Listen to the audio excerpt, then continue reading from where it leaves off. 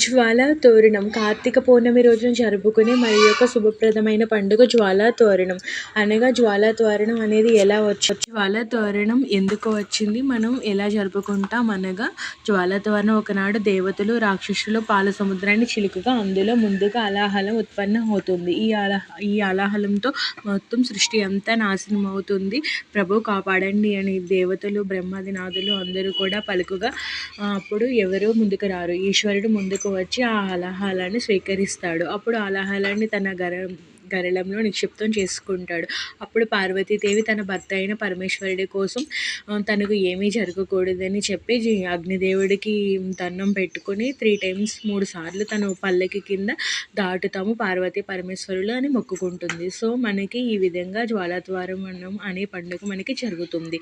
అంతేకాకుండా శివుడు పార్వతీదేవిని పల్లకిలో మోసి ఈ జ్వాలాతోరణం చుట్టూ 3 సార్లు తిరుగుతారు. సో ఇలా తిరగడం చాలా శుభదాయకం.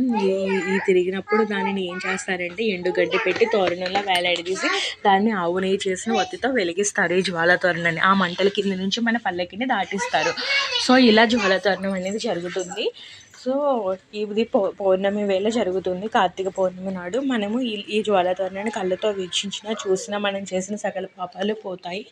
వీడియో నచ్చితే లైక్ చేయండి, షేర్ చేయండి. Thank you.